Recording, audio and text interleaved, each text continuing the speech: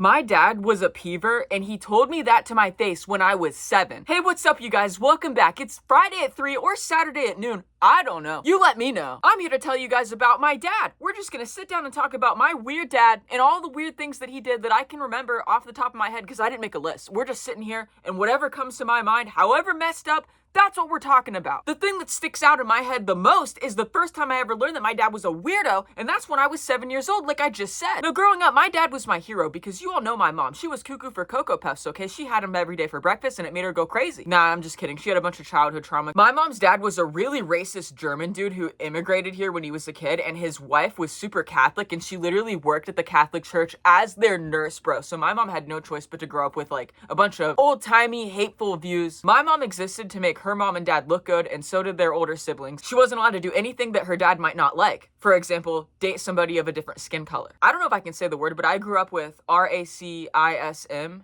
in my own home, like being taught to me and my brother, and I had to go to college and unlearn all of this stuff, like terms that you're not supposed to say, and I'm not just talking about the N-word. My mom and dad would say some stuff that I've never even heard people say in the wild that I had to look up and realize are bad and you're not supposed to say, or isn't true, because they would just make up. Anyway, that's a story for another time if you want to learn how I was literally raised to be the R word and had to grow up and unlearn all that. My mother grew up not really having a good example of a man in her life, which is why she failed the most important choice that you make. Who you choose to marry. Who is going to be your kid's daddy? That is the biggest decision that you make. My mom didn't pick very well. And when I was a kid, like really young, I knew this about my dad because I used to not like him. I used to be afraid of him. But then when my mom's illness started to get really bad when I was about 12, 13, it pushed me towards my dad, and suddenly we became really close when we were not before. It's just very weird. But me as a kid, I could sense what my dad was, and teenage me like kind of forgot. It kind of got all jumbled. Yeah, my dad's went from being kind of weird, kind of just there, to being my ride or die because my mom was going nuts. I just realized, oh, everyone is right. There really is a reason why nobody on the road visits our house, or why we're not invited to any community things, or why family members never want us over. It's my mom. There really is something wrong with her. Surprise. But as a kid, like the first 10 years of my life, I didn't really like my dad. My dad was a truck driver, so a lot of the time he was gone. I think he truck drove until I was in second grade or something.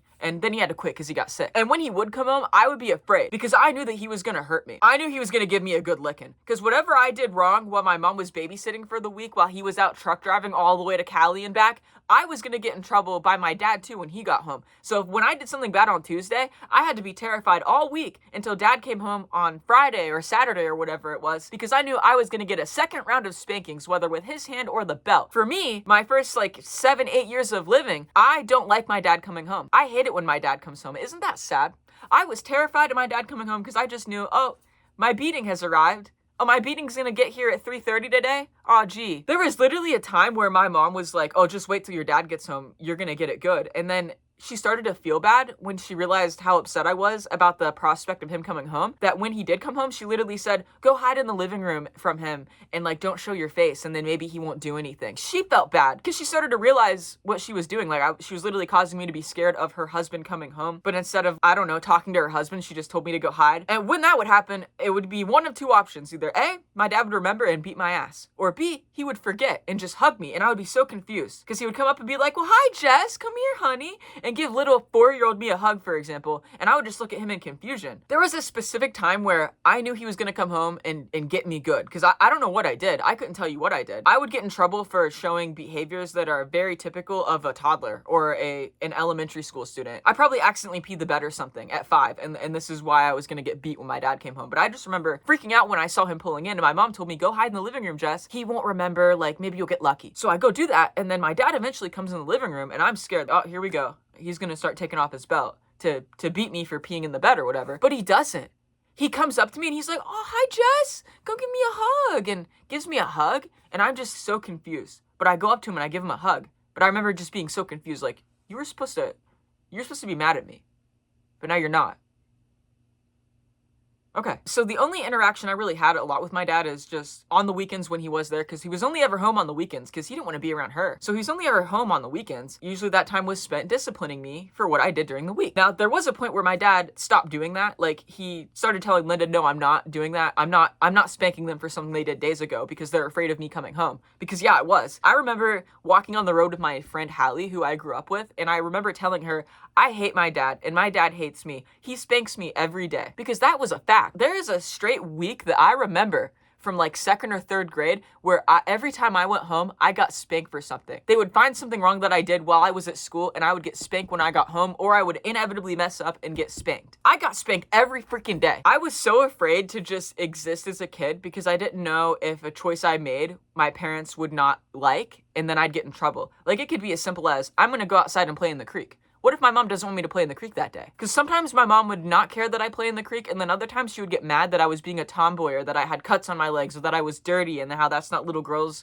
are supposed to be, so I would get in trouble and get beat. So I didn't know if I could just go out and play in the creek today, or if it's not safe to do that. It was very unsafe for me as a kid. But this also means that I was growing up around behaviors, both physical things that were done and verbal things that were said, that I thought were normal that are not normal, that I thought that every kid experienced but are actually illegal or wrong. I have this specific memory of when I was 7 years old, and me and my dad were at the dining room table, and he was looking at a Sports Illustrated swimwear edition, and my dad bought that magazine every year. And you know, when I think about it, I think I know what he was probably doing with it, because that was before iPhones and shit. Oh god. And I just remember him making a bunch of comments about the girls and stuff. I remember thinking like, oh, these girls are pretty, they look like they're about to go on stage for a pageant or something, because I did pageants. You know, like I want swimwear like that for my next pageant, right? And I don't know what spawned my dad to say this. If I asked him a question about what a comment meant that he made about one of the women's bodies, or if he just volunteered it himself. But my dad literally goes, yeah, I'm a pervert and I don't care. To me when I was 7. And I remember giggling and being like, what's a pervert? Am I a pervert? And he goes, no, you're not a pervert, but your dad's a pervert, and I don't care at all. And I don't care if anyone has a problem with that. The word pervert, I had never heard that before. But you know how when you hear a word, it just doesn't sound good? Like chlamydia. That just doesn't sound fun, does it? You've got cancer. Like, the word cancer is an onomatopoeia. You have cancer. The word cancer sounds like cancer, just like gonorrhea sounds like you got the gonorrhea, dude. That's what pervert sounded like. I'm a pervert.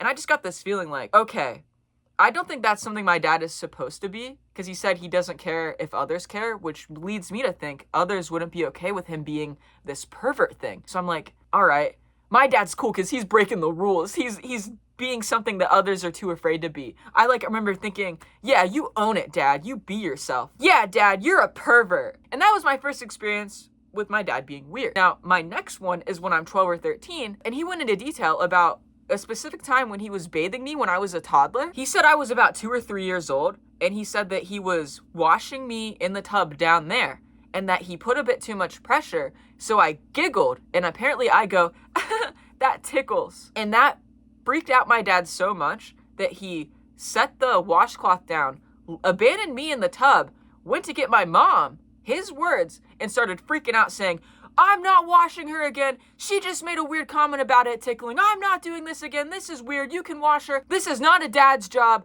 Da da da da da. And my mom was just like, what do you mean you're not gonna wash our kid again? She's gonna stink. You have to bathe her. She's gonna stink. Well, you can do it or she'll just have to stink then, because I'm not doing it anymore. I was 2. I was not making a sexual advance at you, Dad. I was 2. You put an inappropriate amount of pressure on accident. Okay, don't do that again. Why are you grossed out or feeling weird about washing your 2-year-old daughter's private area unless you're thinking some weird stuff up there? Because I'm your kid. You saw me come out of your wife. Since I even knew I was separate from you or my mom, you've been taking care of me. And now at 2, when I'm not even close to being developed at all, you're gonna be weirded out because I say it tickles. If my kid said that, I need to be more gentle next time. And I would just say, oh, I'm sorry, baby. And I would move on. I would redirect, not even think of it, because the kid's not thinking of it like that. My dad literally thought that me at 2 was making an advance on him, that I was getting into it. I'm 2! My dad never bathed me again either. For the most part, I would keep to myself, and my dad just never really seemed interested until I'm 12 or 13. And then I start kind of going to him more and talking to him more and pulling away from mom because I don't know what mom's doing. Mom's busy throwing a glass cup at my brother's face at this time. Mom's busy taking a bunch of pills and shoving them in her face. Mom's busy yelling at everybody every day for little things that couldn't possibly have been their fault because they weren't even home when they occurred. So I start getting closer to my dad at this point, and we start doing more things together, and I start riding with him when he goes to the store, or I hang out with him when he's out working in the garage or on one of his trucks, whatever the hell. We start going out to eat a lot. Like, we just become bros. But we weren't, though. Like, I thought we were bros. Like, I was becoming an adult, getting closer, teenager, whatever, you know. I was getting closer to being an adult. My dad has more respect for me now. He can relate to me more. I can understand politics and stuff, topics he likes. We can actually talk about them and jabberjaw. So I just thought, oh, like, this is great. Like, I'm a girl, and I have this really great relationship with my dad. Now, just so everyone knows, my pronouns are he, him now.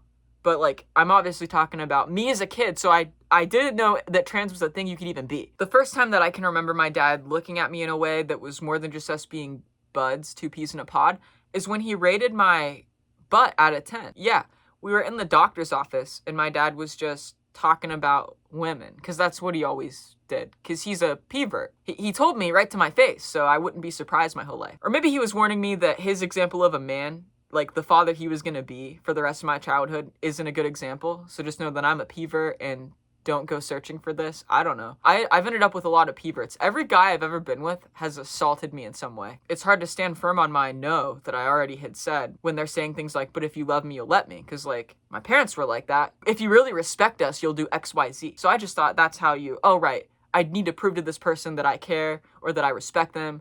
So I can't keep saying no or they won't believe. So I'll do this thing. Because our boundaries were always blurred. So now my boundaries have been blurred with everybody else in my whole life up until my mid-20s. Now I've started to set them and stick to them. I have way less friends now. I have like one friend now since I've started doing that, since 2018, setting fucking boundaries for people's shitty behavior. Now I only have one dang friend, but you know what? A friend to all is a friend to none. I am not a friend to all, which means I'm a great friend to some. And I love that for me. Okay, I hear my roommate's mom coming in, so we'll have to pause this story and come back, but I'm gonna talk about my dad rating my butt out of 10 in the doctor's office. He was talking about women, like he always does, because there were magazines in the office, okay? He just loved looking at magazines and just sexualizing women. He would get the Inquirer magazine every month, and the Inquirer magazine, I don't know if you know what it is, but it is so disgusting. They say the most heinous, awful things about women and their bodies and their careers and their lifestyle choices. Inquirer magazine exists to shame women and shame celebrities that are in vulnerable positions. Like, the Inquirer is the magazine that kept saying Macaulay Culkin had like 2 months to live back in the day when he was just struggling. Now, he definitely looked like he did. And if he kept on drugs the way he was, he probably, you know, they probably would end up being right. But you don't speculate about that. And they do that with like women and their bodies, and it's just awful. So my dad was looking at one of those magazines at the office, and he was commenting on women's bodies. And I'm 12, okay? So yes, it was inappropriate to ask this, but I don't know any better. And when I'm around a dad who freely gallivants about his love life and his sex life and his girlfriends and how hot women are and comments on them in front of me and has done since I was 5, I think it's okay to ask this question. So I asked my dad, hey, what about mine? You're rating all these girls out of 10. What does mine look like? Do I look good? A good dad would have said, I'm sorry, but it's not appropriate for me to rate you out of 10 because you're my daughter, and moved on. But no, this is what my dad does. No, turn around for me. I gotta see if I'm gonna rate it out of 10. Turn around for me. So I do, and I'm wearing jeans. And this is the last time I ever wear jeans in front of my dad. I turn around, and he's looking at it for quite a while, and he's like, you know what? Yeah, you know what? You've got a really good one. You've got a 9 out of 10. The only thing you're missing is this little cup that some of these girls have. This little just cup of, you know, where it's slightly lifted, but I think you'll get that if you keep running. You know, by the end of high school, you'll probably have that little lift, and then you'll be a 10. My dad said that to me. Sorry, it's the next day. I hope the orientation and my face and the lighting kind of looks the same. It's so annoying that I can't film as long as I want to because other people are in and out. The next thing I'm going to talk about is the Father Nelson joke, which you guys know about because I made a TikTok about it, but if you don't know what the Father Nelson is, I'll tell you. So when I was 12 years old, I came into the room at the end of a joke, okay? I didn't hear the whole joke. I didn't see the joke. I just know that my dad and my big brother were having a funny moment, and I wanted in on it, okay? They were laughing, having a good time. I want to know the joke. I'm 12, almost 13. I'm old enough to know most jokes. Hey, Dad, what's so funny? I can't tell you. It's inappropriate. I can't tell you. I'm 12 years old. What do you mean you're not going to tell me? You showed my brother. That's not fair. Typical kid stuff. Now, as the adult who knew the joke Remember, I didn't know the joke. I didn't see it, so I don't know how messed up it is. My dad does. He should have been the adult and continued to say, no, I shouldn't really have even done it on your brother. I'm definitely not doing it on my daughter. This is an inappropriate adult joke. No. And I could have cried and had my tantrum and boohooed, felt left out, and ran off. He could have told me a different joke, and I would have thought it was the one he told my brother. But no, instead he's like, well, all right, come here, but don't tell anybody that I showed you this. So I'm all excited. I'm about to hear or see a joke that my dad doesn't tell many people, and I'm about to have a funny laugh just like my big brother. My dad tells me to turn around, so I do. And he puts one arm under my shoulder and behind my head, like a half Nelson, so that this arm is dead, it's trapped. So I'm like this, and he's behind me, doing the move. These are wrestling moves. And so I'm like this, and my dad's like, do you know what this is? And I say, well, that's the half Nelson. And then he takes his arm and puts it under my other shoulder, and so now this arm's up like this, right? And he's like, well, what's this hold? And I'm like, this is the full Nelson. And then my dad does something else. He starts rocking his hips into my backside, and he says, what is this? And I jump away because I'm like, what the heck? And he's like, that's the father Nelson. Ha ha ha. It's a joke about priests diddling the...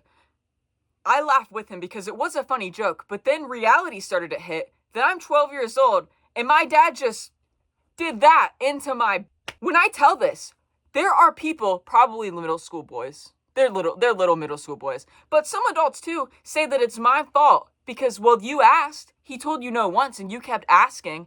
Okay, so if my mom's smoking a cigarette and I'm over here like, oh, I want to smoke it too, and she says no, but I'm like, but you get to smoke it. You started when you were 12, why can't I start? She should just hand me the cigarette?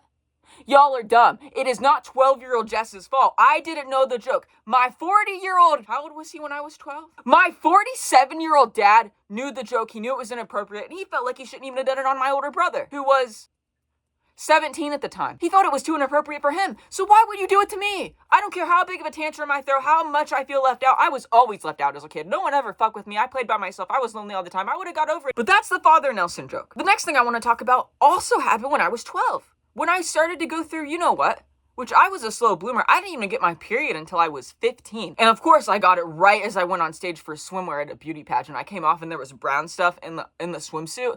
Dude. And then my mom takes off the swimwear bottoms and shows them to all the moms in the changing room. Is this what period is? Does this look like period to you? Did my daughter start? That was a horrifying. That's a story for another time. But we had this weird neighbor named Dave. Dave would come over all the time, but my mom didn't like him because Dave would take passes at her. Like when Harold wasn't listening, he's Harold. When my dad wasn't listening, he would make flirty jokes, make smexual jokes, adult ones towards her, say, oh, why are you with him? I don't truck drive. You should be with me. And then if my dad ever caught wind, he would be like, oh, I'm just playing. I'm already married. I'm not interested. Yeah, sure, Dave. One time, I was present, and Dave was talking about his car that he was trying to sell. Now, it's an old Corvette that he bought but never used because he realized after he bought it that he was too fat to get in it. Dude's 400 pounds. Dude's too big to get in his Corvette. So he's been trying to sell it. And you know what he says to me? Little 12-year-old me, who was just out there practicing pageant with my mom when he showed up. You know what he says to me? Hey, Jess, why don't you go put a pageant bikini on and go pose on top of my Corvette? I'll give you $100. And I'm over here like, oh my gosh, a paid modeling gig? Yeah. I'll go put on my two-piece bikini. I wear that in front of strange men I don't know all the time and shake my little tush. Dave, I know Dave. I'll pose on Dave's car. Well, I start to get excited and say, yeah, $100. Oh my God, because that's like $100,000 to a kid. That could buy me so many Littlest pet shops, dude. My mom steps in and she's like, no, my daughter is not posing on your car. Oh, but it'll probably sell. If anything, I can just sell the pictures. Ha ha ha. And my dad still let this man come over. My dad laughed at the joke. My dad would have let me do it. Now, there's some other things that I want to talk about. We're going to do that in a part 2 because I don't know how much more I can take of this. I'm going to be honest with you. Because part 2 is going to be about when it actually got physical. When I was 19, alone in his room, in his bedroom. He had no on, and he was in his bed, and I was there. And this happened 2, 3, 4 times. So if you want to hear about that, I would tune in next week. By the way, do you like Fridays at 3 the best or Saturdays at noon? I don't care. I don't know when this was posted. Maybe I'll try Friday at 3 again just to see. I don't know if I'll have time. Because I still gotta edit. It'll probably be Saturday at noon. Because this is Thursday when I'm filming. So it'll be Saturday at noon. Let me know what you like better though. Also, I'm gonna start doing more polls so you guys can kind of pick the story times. I feel like that's really fun and you kind of get a say in the order of things. So I'll probably start doing that again. Let me know if you have any questions. It might re-trigger some memories of my dad doing even more weird stuff that I forgot or didn't think of for this video. Because I'm just going off my memory. The biggest ones. That's what we're going off of. But anyway, I'll see you guys next week. Friday at 3 or Saturday at noon. I don't know. But anyway, hit that subscribe button. Follow me and like it. Helps me out a lot. Bye!